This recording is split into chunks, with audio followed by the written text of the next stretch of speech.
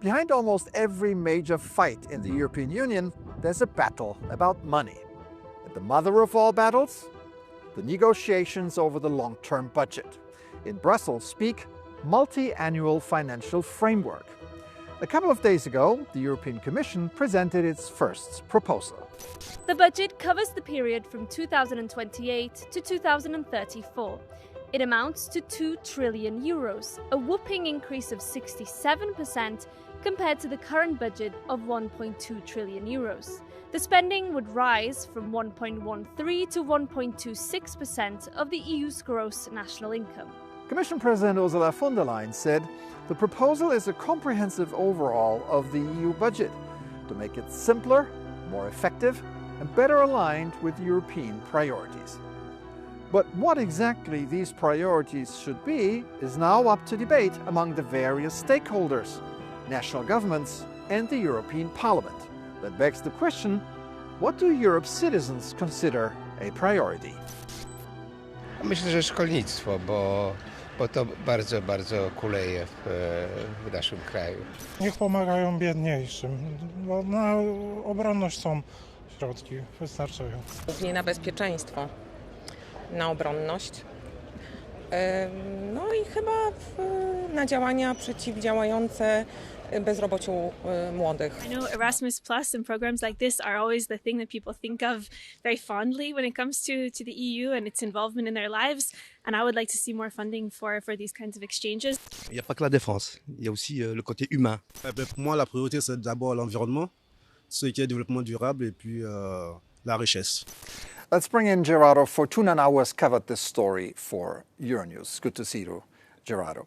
So the presentation was preceded by discussions that were marked by extraordinary secrecy.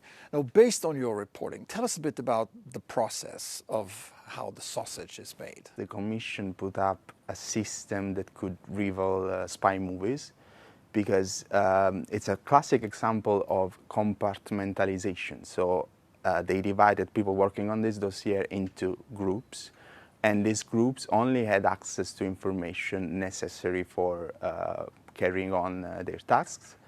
And more strikingly, the figures, which is what matters, numbers, were shared with commissioners themselves only a few minutes before taking the final decision on the budget.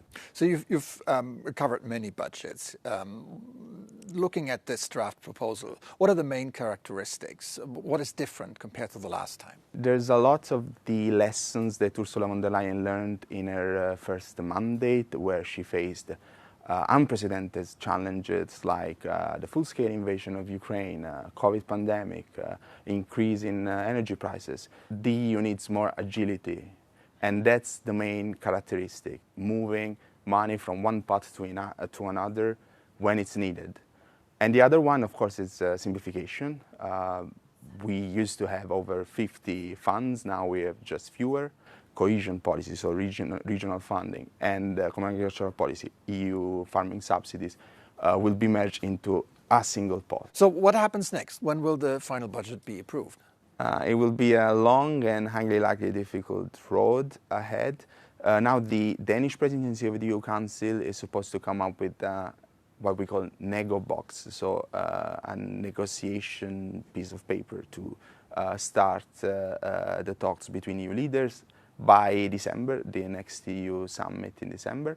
And then, of course, some major countries like Germany already expressed concerns.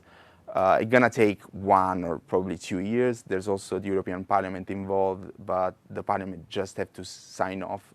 They can't amend, so they just have to approve the final deal as it goes out from the EU leaders' table. The Commission's blueprint remodels the budget structure along 3 main pillars. 865 billion euros for agriculture, fisheries, cohesion and social policy, a merger of traditional funds that has already been criticised, especially by farmers. 410 billion for competitiveness, research and innovation. This includes war-related defence infrastructure. Around 200 billion euros for external action. That includes support for Ukraine. Around 25 billion euros per year will be spent on paying back the Pandemic Recovery Fund. Joining me now at the European Parliament is Carla Tavares, member of the Committees on Budgets and Budgetary Control from the Socialists and Democrats from Portugal. In your opinion, is this a realistic budget proposal that covers all of people's needs adequately? We think what the total amount that we have for the next MFF, it's not enough because we have new challenge in the European Union. We have defense, we have competitiveness, but we need to still work together in the cohesion, in agri, in employment, in health, in education. So we think it's not enough what we have in the proposal from the Commission. So traditionally the biggest items in the budget are the common agriculture policy and the cohesion policy. This time they are lumped together and they're facing severe cuts. Are these justified? We need to saw the new architecture of the next MFF, but we think it's not good to merge the agri programs, the support to the farmers, and at the same package that we put the cohesion. The Parliament don't defend this way to the next MFF. We defend that we need to still have separated the agri and the cohesion from the big package that you have, another all funds that you have in these areas of this MFF.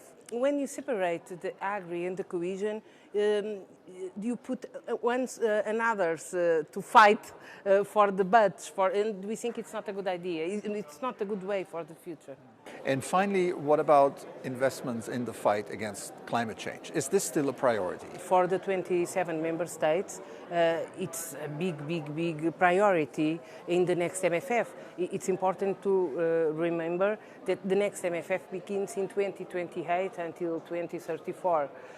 So it's very important for the member states have a tool to react it when we have some problems, but at the same time have the capacity during all years invest in these areas to prevent some issues in the future.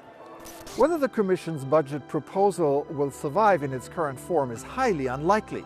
In fact, some financial heavyweights like Germany, the Netherlands and Sweden have already rejected the numbers game.